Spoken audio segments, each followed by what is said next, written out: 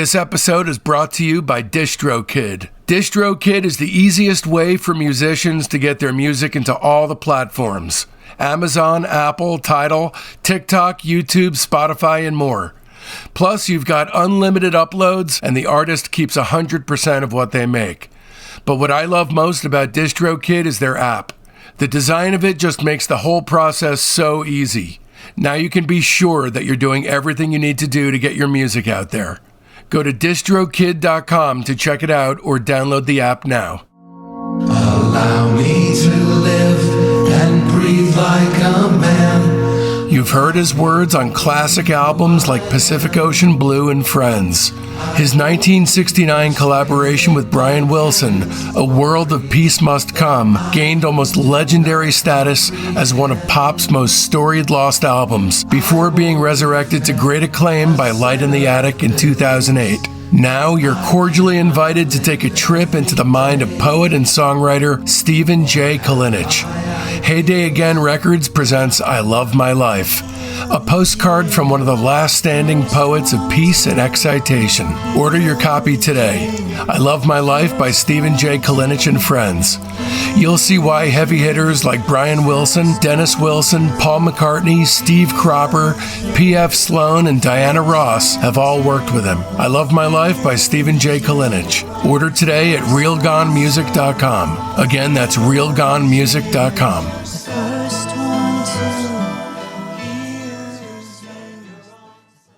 Future Prophet Records presents Gargoyle's new single, Alligator Head.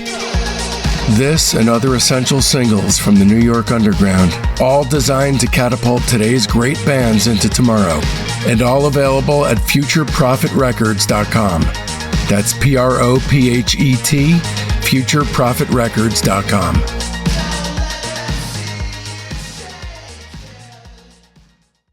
We begin with Allentown. This is like a real point of total weirdness in my life, but my family didn't really vacation together. My mom, my dad, my sister, and I, that's not how it worked.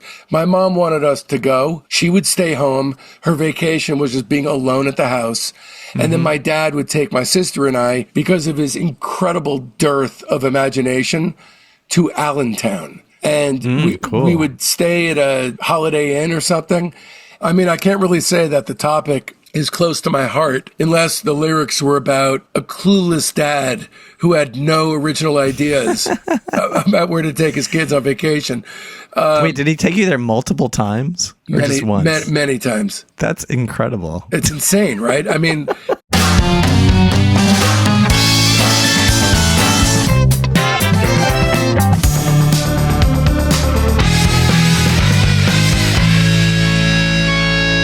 Welcome to Discograffiti, the Music Obsessives podcast that gives freaks like you and me the chance to connect with the brotherhood obsessed with rating the entire discography of every single artist and band that ever mattered.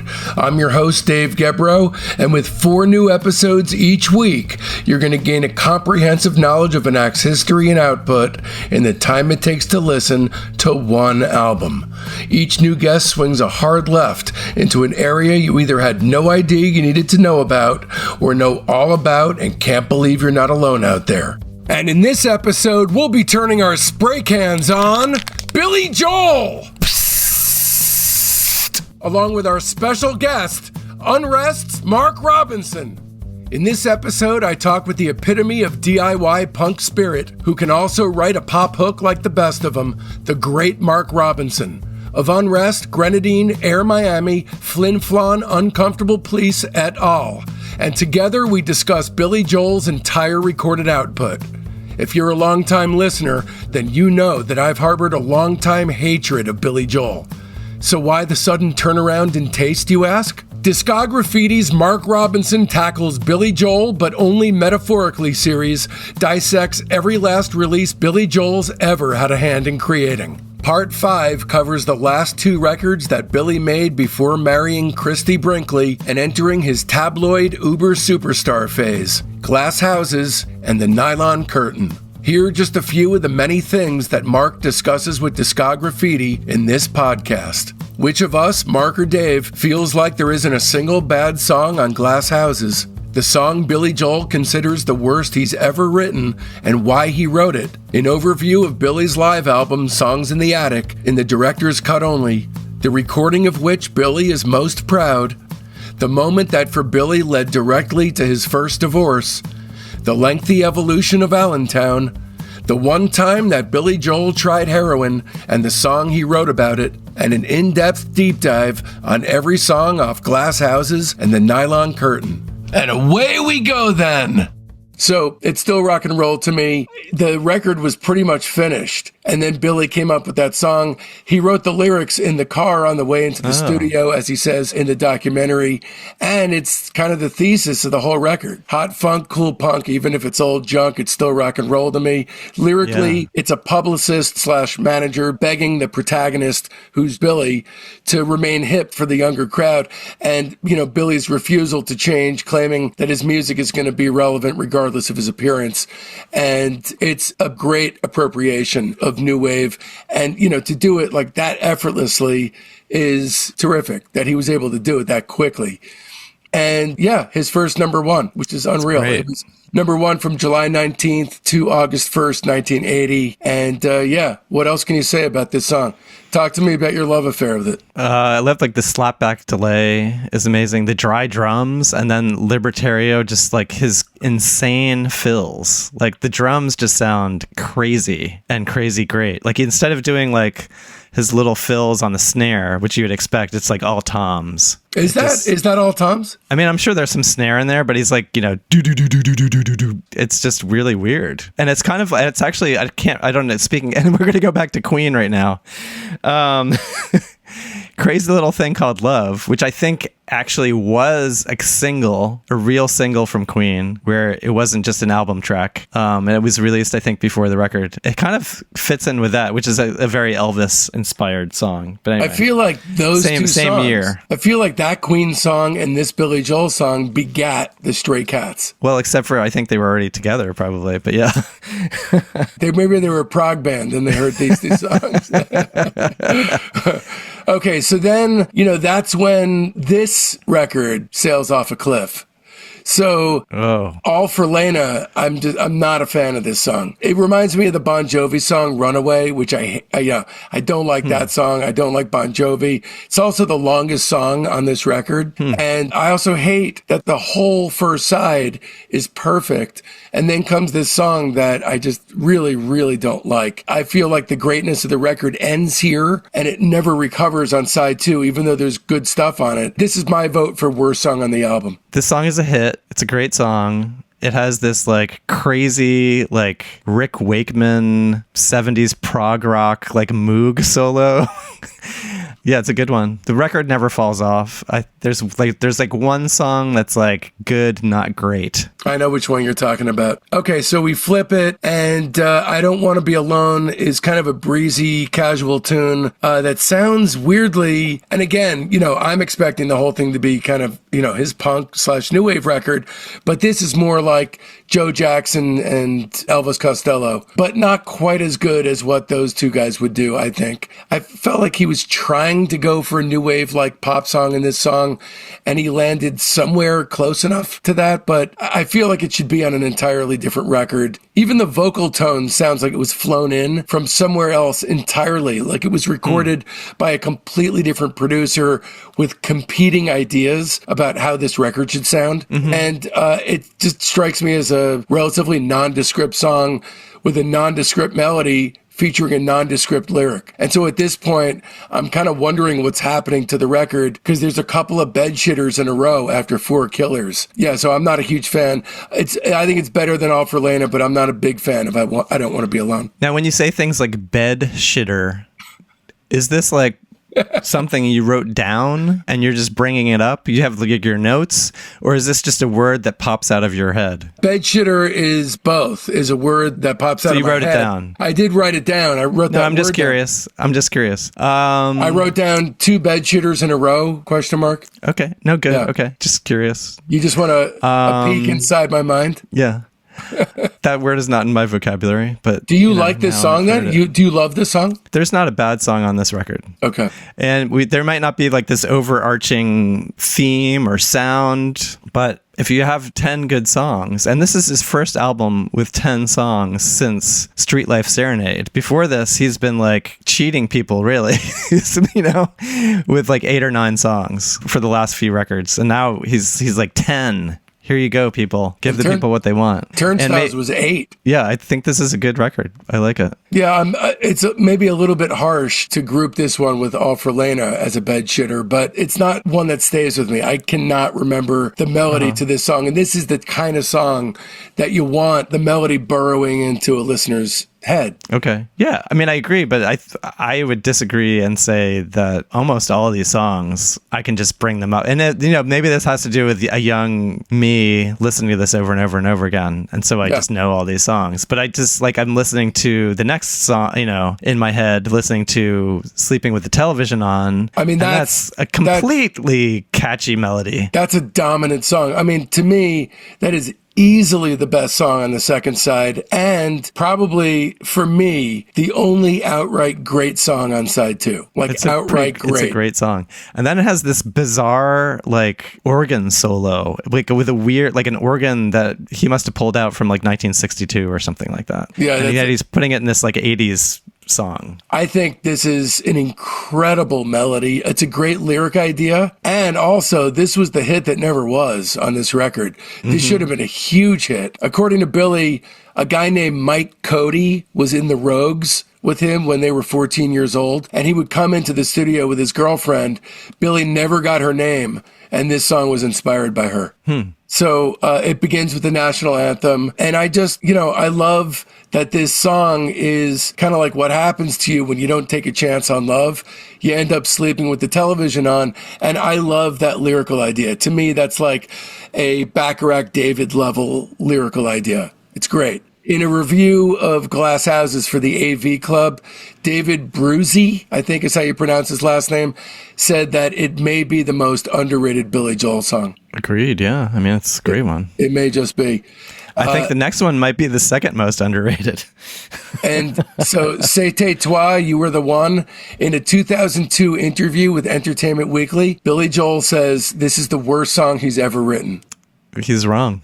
He said, I'm going to quote him, "It's a song written in French, and I don't even speak French. I love the sound of the language, though, so I wrote a song and got this guy to translate my lyrics. I tried to make them fit the song, but it came out absurd.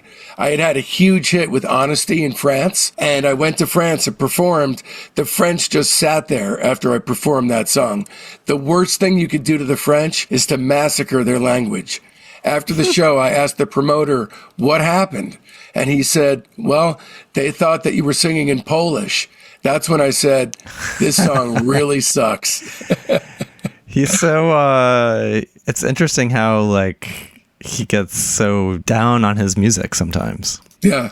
I mean, I don't think it's quite as bad as Billy makes it out to be, but it's certainly not great or even good, I think. It's just there. I wrote in all caps, great. Okay. Wow. And this is a great one. I think this is Stranger level. Just the production is weird, and it's just kind of a great song. That's interesting. Yeah, it's not my go-to.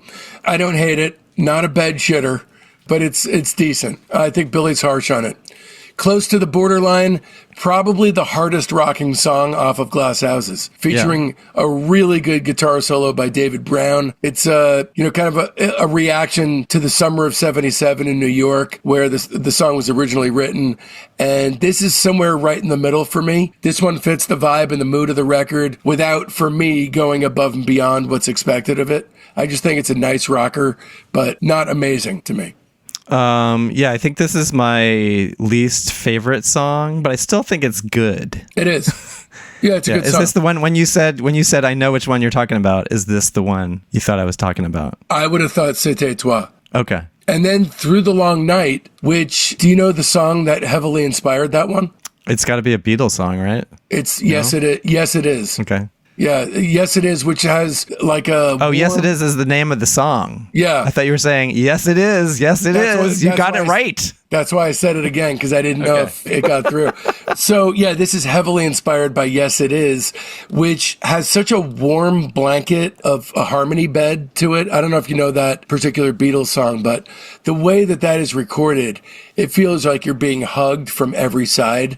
It's also like kind of lullaby sounding. So to have this as an outro to a punky new wave album is pretty cool. It's confusing and cool in equal measure. And whether by accident or on purpose, the Beatles grab certainly points the way with great foresight to Nylon Curtain. Yes. And I feel like, yeah, this is obviously Beatlesque. Like you hear it and you can't think of anything else. But it's a great song and it's a cool ending song. And he definitely overdoes it on Nylon Curtain for sure. But I think the song is so good it doesn't matter if it sounds like the Beatles. This is going to be the first Billy Joel record where perhaps you rate it higher than me. So here's my capsule review. It's been 2 records in a row now where Billy selected a genre exercise to tussle with, then absolutely killed it on side 1 and shit the bed on the flip. And not only did those second side songs not measure up twice in a row, he also abandoned the LP concepts and left cohesion behind for some strange reason. The abandonment of craft and focus on the flips of 52nd Street and Glass Houses is a very real thing to me and unfortunate because there's indisputably solid work going into the initial sequencing before Billy's grip loosens and he loses control. So another mixed bag, but also twice in a row too. The wins definitely outweigh the losses. 6 absolute killers, 1 or 2 solid but unspectacular tracks, and a couple 3 stinkers. I'll give this 3 3/4 stars. Interesting. Because it seemed like you liked more songs on this record than you did on 52nd Street, and yet you gave that a 4 1/3. This is not far from that. Yeah, no, I agree. 4 1/3, yeah. Yeah. I think this is his, if I had to like take one record with me, one Billy Joel record with me to a desert island, and there was somehow electricity and a record player. Do you want to be buried with this? This would be the one, because even at The Stranger, like I couldn't, like that last song, I would have to skip it all the time, and then I'd only have 8 songs. Do you want to be buried with this record? I don't know. Let's not go that far. If I have to be buried in like Billy Joel country, yes. So I give it the same score. This is my highest Billy Joel album score, and it's a 4, which equals my Stranger rating. I can't believe and it doesn't have that overarching theme. It doesn't have that sound, but it's like every single song is good. It Close to the Borderline is not as good, but there's no songs that I want to skip. There's no like wincing going on. How is that only a 4? I feel like you're harsh on Billy because he's Billy Joel. Well, I think I explained my rating outlook before. Because it's not a like quote unquote serious artist with No. Well, it's not Joy Division. Joy Division could be Weird Al Yankovic or whatever.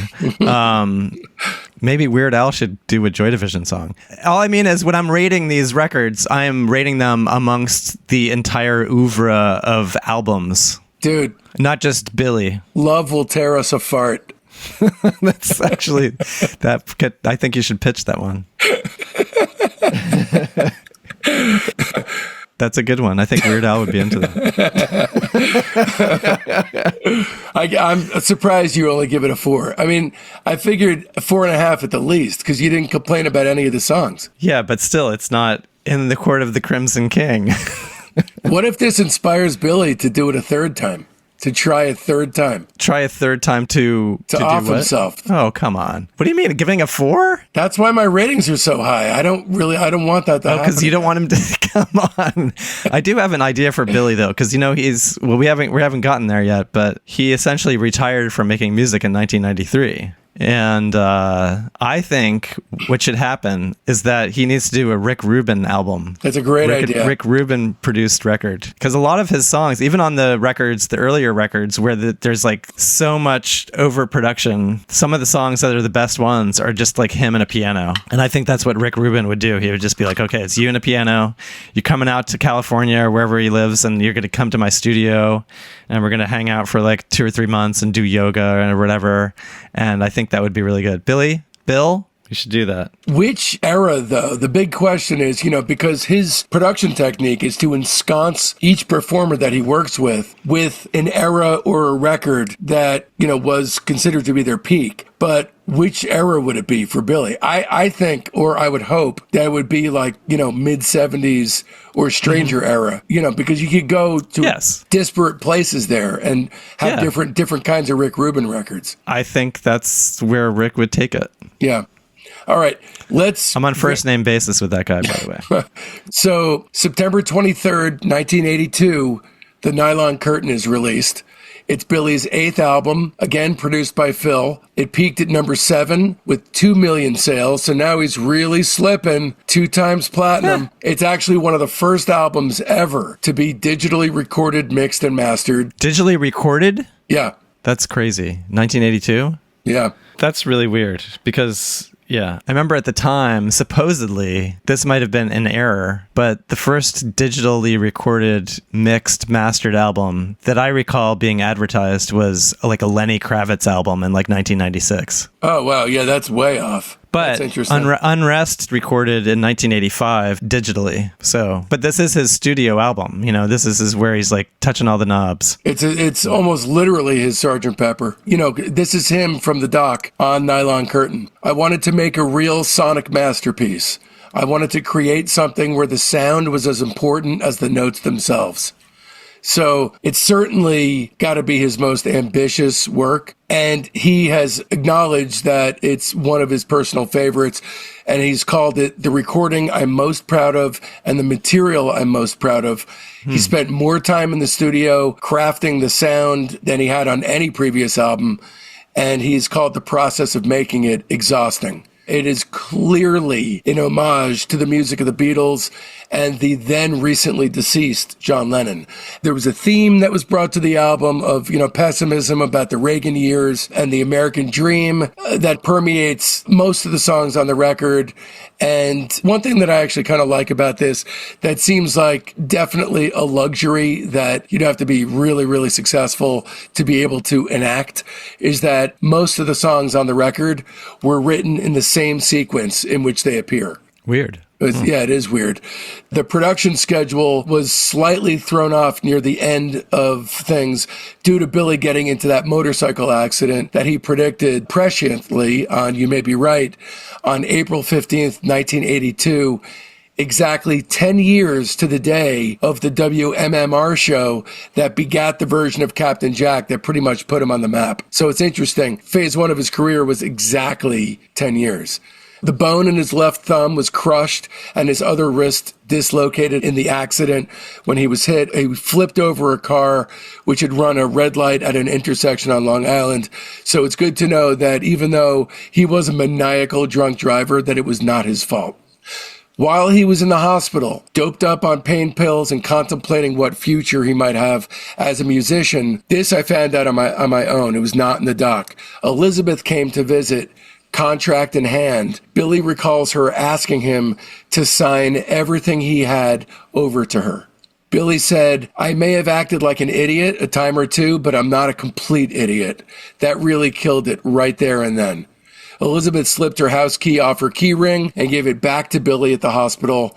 This led directly to his divorce and, of course, the next phase of his career. And, of course, meeting muse number 2, Christie Brinkley. But let's stay in the moment, shall we? Oh, hi, I'm Dave Gebroe. I threw my career as a licensed hearing instrument specialist in the trash, sold my house, and moved to the East Coast with my wife and 5-year-old son in order to focus on making the ultimate weekly podcast for music obsessives thrive. But weekly wasn't enough for me, so I bumped it up to 4 shows a week. Becoming a subscriber to Discograffiti's Patreon gives you access to hundreds of exclusive episodes.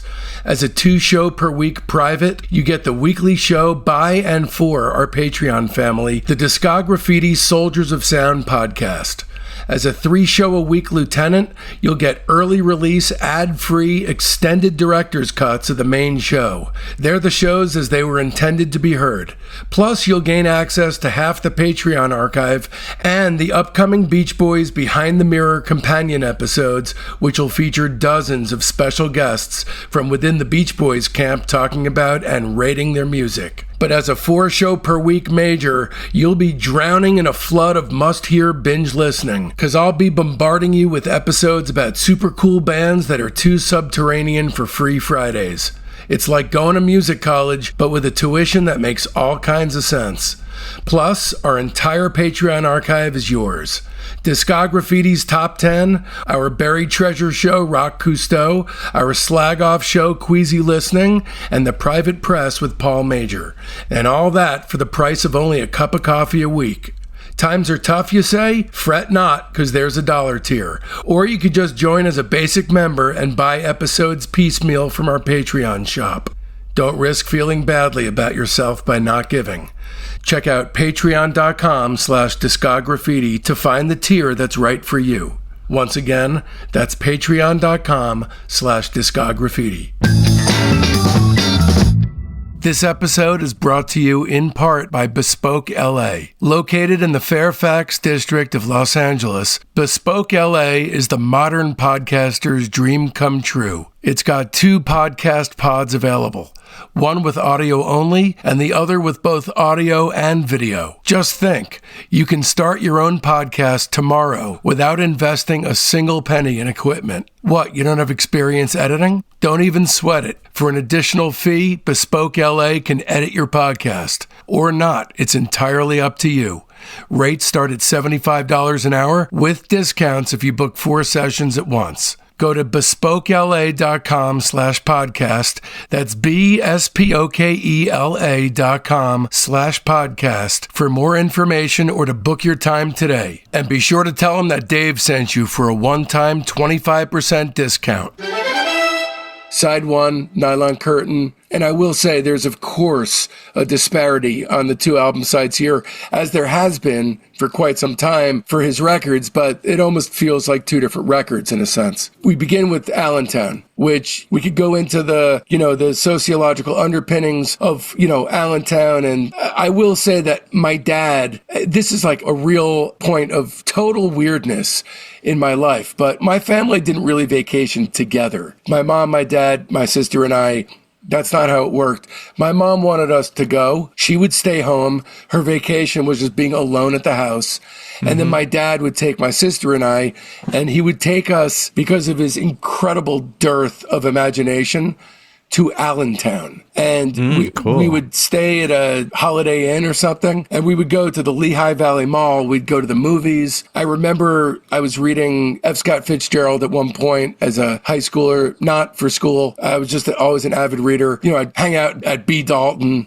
But anyway, that's how I know Allentown. Most people, they think of the decline and eventual closure of Bethlehem Steel, which was the world's second largest steel manufacturer for most of the 20th century. And thus, the introductory rhythm for the song is designed to be the sound of a rolling mill converting steel ingots into I-beams or other shapes. That was apparently commonly heard throughout South Bethlehem when the plant was in operation from 1857 to 1995. Did you say ingots? Ingots. Ingots. Thank you. Ingots, yeah. When he started writing the song was called Levittown, after the Long Island town next to Hicksville, where Billy grew up. He originally wrote a chord progression and lyrics for the song, but struggled for a topic for the song to be about.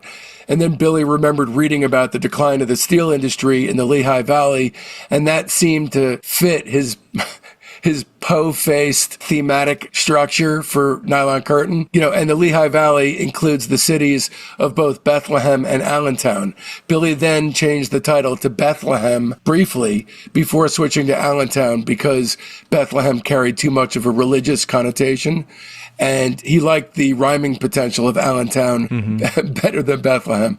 So suffice it to say, Billy started writing the song in the late 70s, but it wasn't finished until 82. That's cool. I really, really love this song. Yeah, it's great. Yeah, I think this is, I mean, and we were all also talking just like sonically great sounding. I never dislike hearing this one. Yeah, I mean, I can't really say that the topic is close to my heart unless the lyrics were about a clueless dad who had no original ideas about where to take his kids on vacation. Wait, did he take you there multiple times or just once? Many times. That's incredible. It's insane, right? I mean, that's the lack of imagination my dad had. And, you know, now that I'm 53 and I really see like who he is, that, of course, checks. But at the time, it just seemed normal. But it's the farthest thing from normal. So then, I mean, everyone knows that song. Then Laura was a song I really didn't know until doing research for this. And this is an interesting song, which this really should be on side 2. I really don't know what it's doing on side 1 because this is as Beatlesque as it comes. And side 2 is the Beatles side. So I don't know what this is doing on side 1. It was, I think, a sequencing error, but it is a really strong song about the dark side of Billy's relationship with his mom. You know, he didn't really come clean about what this song was for quite a while. He stated initially that it's about the guilt you get from someone in your family who knows just how to stick the knife in and wear you down. And Libertario suggested that the title Laura was chosen because it has 2 syllables, just like the word mother. And Chuck Klosterman from the New York Times said that Billy confirmed to him that Laura was about his mother in an interview with him, and that Billy noted in the interview that the line in the song, "How can she hold an umbilical cord for so long?" should have been a giveaway. Billy later stated that, quote, he must have been pretty fed up with some of his own mother's manipulation by the time he wrote the song, as evidenced by the F-bomb in the lyrics. You know that line? Right. Here I am feeling like a fucking fool. I think that's the only time he uses the F word in any. Certainly the first time, yeah, probably the only time, yeah. And there's also he also has a lot of songs, maybe not a lot, but there's a lot of songs with like a person's first name, but they're always like the weirdest first name. Like I guess Laura was not that weird a name in 1982, but then there's like Roberta.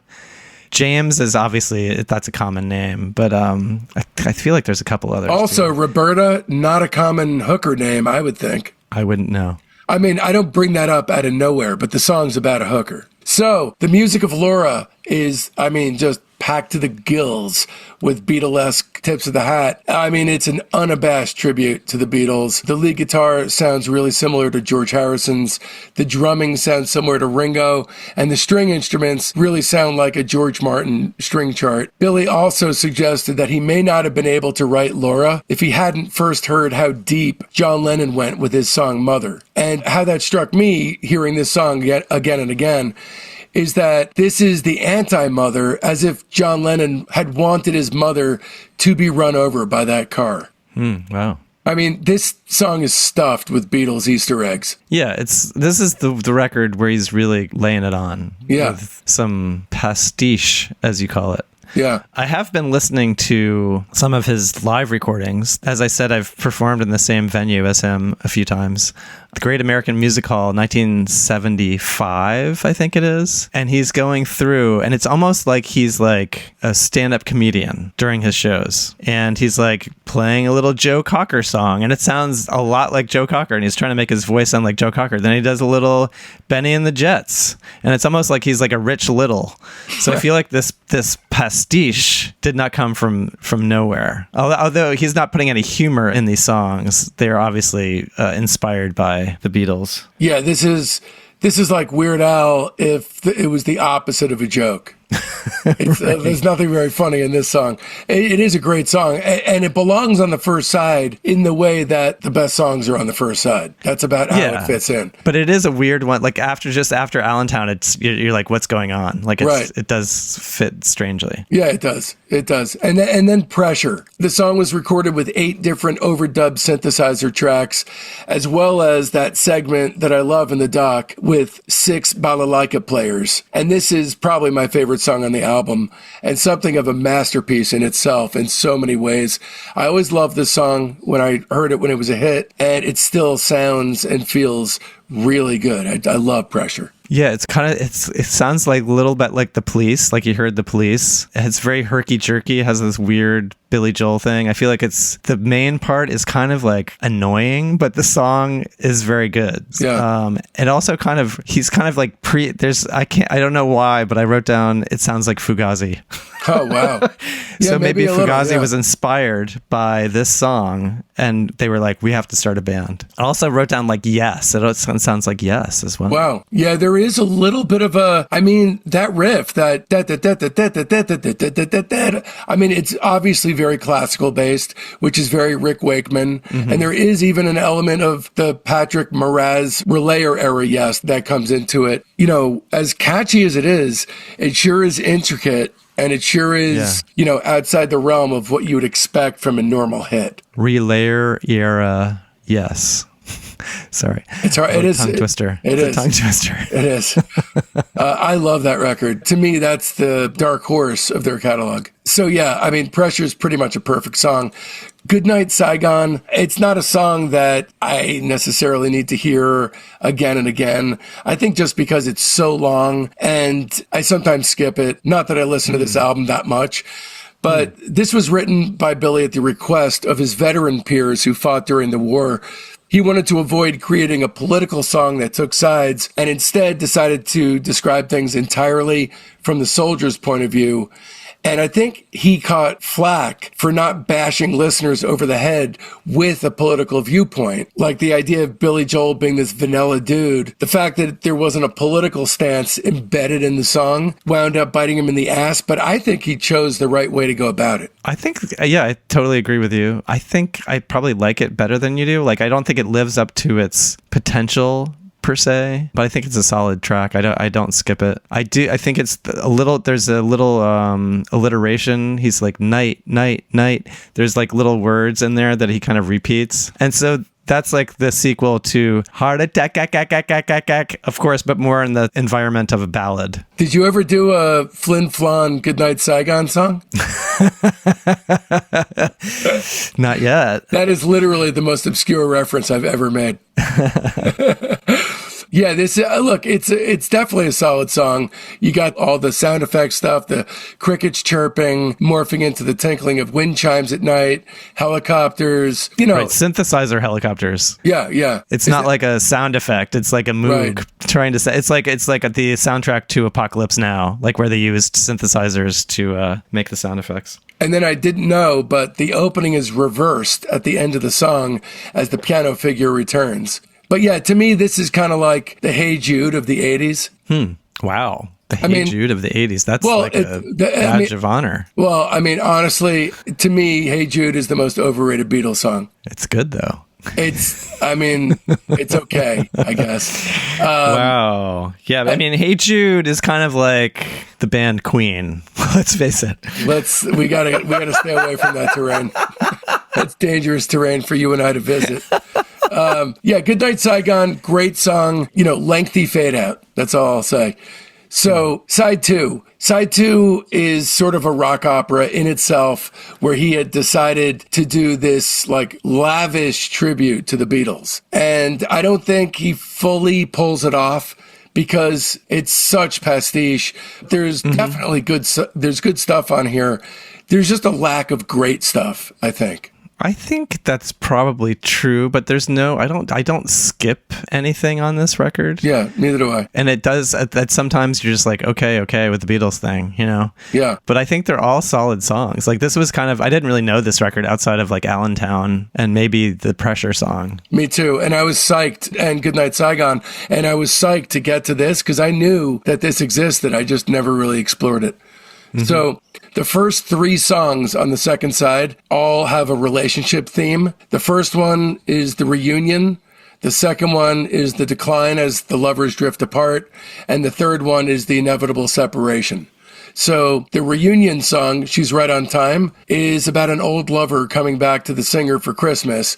And it is sort of a Christmas song, which is pretty cool. I mean, there is that sort of sleigh bell feel to it. Since he wrote the song around Christmas time, the preparation of a Christmas tree was used as an analogy throughout the tune. You know, in one of the many interviews where he has said different favorite songs that he's had over his career, this song at one time was Billy's second favorite song from his whole discography. In 2017, on The Late Show with Stephen Colbert, I didn't fact check this, but somehow that seems impossible. Because even though this is a solid song with a charming melody, it's immediately apparent that it's a step down from side one, as is per usual in Billy land. So I'll say this is a good, solid song. It's not great. Yeah, I wrote, okay. Right. And then A Room of Our Own is the decline part of the theme. It's about a couple who needs time away from each other. And Beatles check in. This one's a She's a Woman pastiche mainly, but it's got elements of others, including more of an early Beatles vibe than most of the latter era Beatles supplication on display on side 2. Again, okay, it's good. Not great, but it's good. Yeah. I thought this kind of sounded like a little, because you mentioned Joe Jackson before, and this kind of reminded me of Joe Jackson and Squeeze a little bit. Yeah, it's got that. Yeah, and I gave it the same thing. I wrote down the same thing you did. It's good. Surprises is the weakest song on the album. It's not terrible, just not as mind-blowing as Billy had intended it to be, I think. Billy described it as, he described it as a grand metaphysical statement, literally in those words. But to my ears, it's about as deep as Uptown Girl. It's apparently about how one shouldn't be surprised by their inability to control things. Although Billy says, or I should say William, because this is a grand metaphysical statement, it's open to several different interpretations. You dig this one, or? I do. You do? I wrote down, great one in all caps. Wow. But I think it's a good melody. It worked for me. Yeah, this to me is, I don't hate it, but it's the weakest one, I think. And then Scandinavian Skies, which interestingly, although not released as a single, it reached number 38, which if you're going to have this is the weirdest song on the record. How does it get to 38 without being a single? I do not know. I don't have the story behind how that happened, but the backstory of this one is pretty interesting. Do you know the story behind it? I don't think so. So Phil said that, quote, it's a basic story of what happened to Billy and the band, their first travels. It's not too dissimilar to what happened to the Beatles or other people experiencing hallucinations that tie you down to madness. At the time of the song's initial release, Billy merely said that it's a drug and decadence song that represents, quote, the nightmare of his generation's drug experiences. But eventually Billy came clean and revealed that this song was inspired by his apparently one and only one experience with using heroin. So Billy talked about his experience trying heroin on the Howard Stern show in 2014. He said, quote, it got me so high, I didn't know how to deal with it. I said, oh my God, I can see how people can get addicted to this because I was way out. And you just go to another place. You start drooling and you get sick. I threw up. It scared me. And honestly, though, there's, to me, nothing overtly heroin-y about the lyrics here. Those undertones are buried so deeply that to me they've totally disappeared from view. And it refers back to an incident that occurred to Billy and the guys in Amsterdam that caused the musicians to flee the Netherlands to Sweden. But the lyrics aren't explicit about what the surprise or the sins of Amsterdam were, although it's possible they may relate to Surprises, the song from directly previous. And obviously this is Strawberry Fields Forever, I Am the Walrus, that kind of, florid psychedelia. Right. I think this is the one where it's just like, enough already. It's like, it just sounds like another band. And of course, ELO obviously is famously inspired by the Beatles, but it sounds a lot like ELO too. Yeah. But again, I don't skip it. Yeah, I don't skip it. I don't think it's bad. But, you know, what really shines a light down on the Beatles take is during the recording, Phil Ramone noted to Billy that his vocals sounded a lot like John Lennon and told him, you're really singing it like John Lennon too much, which led Billy to try to sing it differently, but that just didn't work. And so Billy reverted to the Lennon sound-alike vocal. Interesting. Yeah. Okay, yeah. So he's really aping stuff. Right. It's a little, yeah. And it really does, it feels faux profound to me.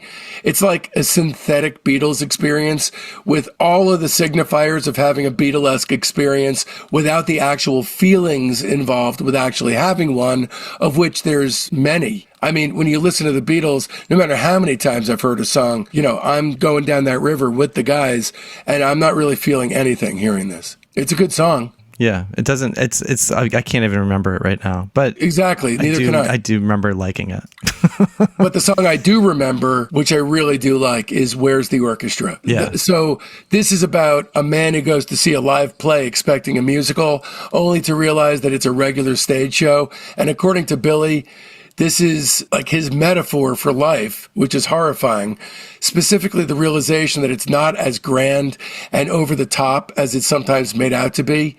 And he tried to make the song feel reminiscent of musical plays.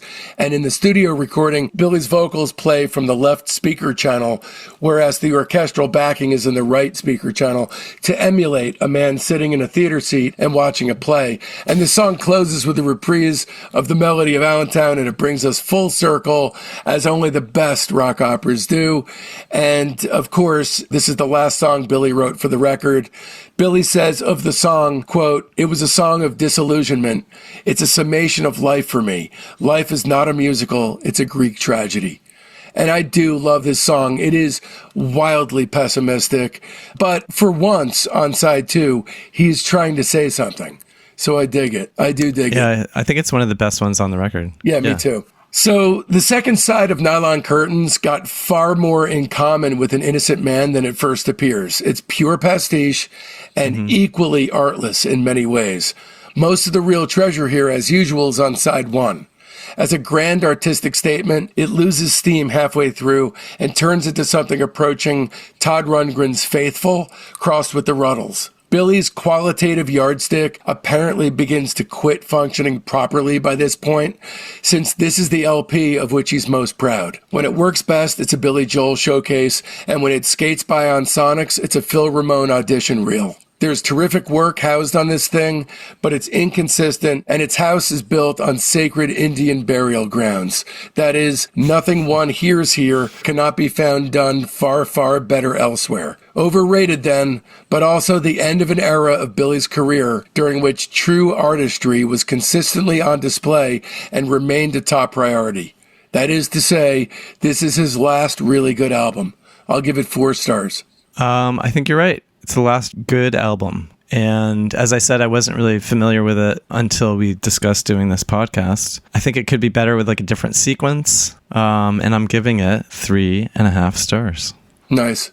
All right, that about does it. Stay tuned, because next week brings upon us the Christie Brinkley Innocent Man era, and I know that's what you've all been waiting for, just admit it. It's episode 6 of our Billy Joel series, featuring Mark Robinson from Unrest.